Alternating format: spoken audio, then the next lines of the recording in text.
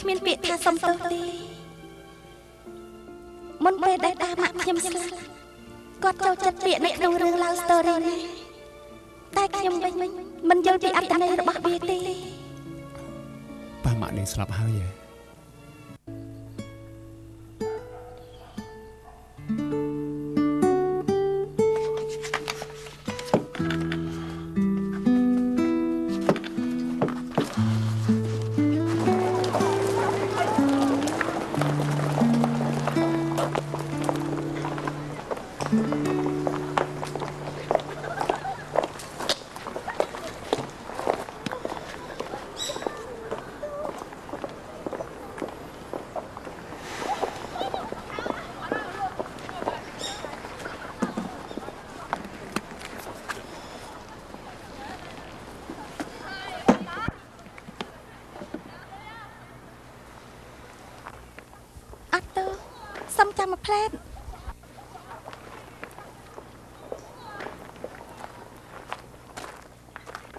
ម្សិលមិញ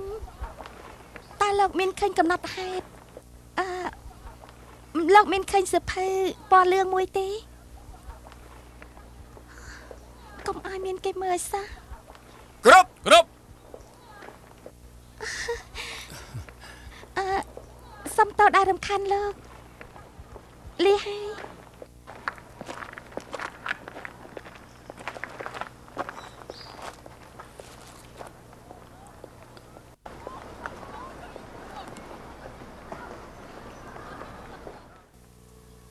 យើងស្រឡាញ់អ្នកណាម្នាក់មានពាក្យថាស្ដាយក្រោយទេ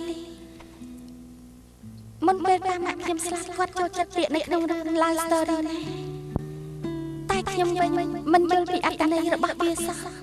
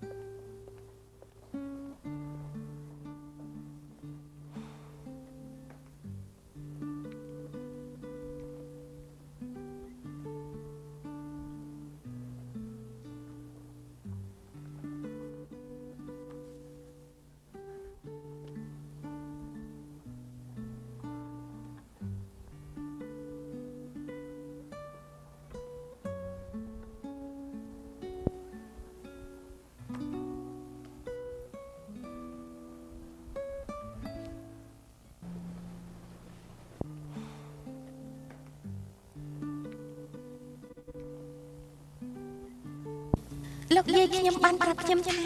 កាលដែលមនុស្សយើងមានដៃពីរគឺຕົកអោបមនុស្សដែលយើងស្រឡាញ់ថ្ងៃណាមួយខ្ញុំដូចជាតួឯកក្នុងភាពយន្តនោះដូចជាលោកប៉ាអ្នកម៉ាក់ខ្ញុំបានជួបមនុស្សដែលខ្ញុំស្រឡាញ់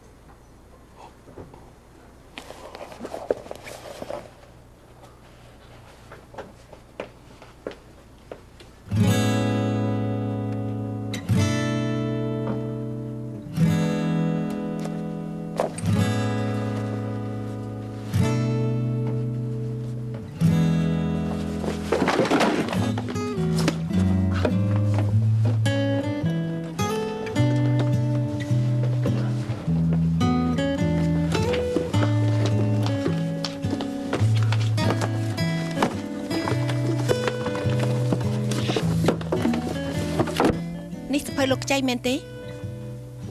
អូសភៅនេះខ្ញុំអត់ទេ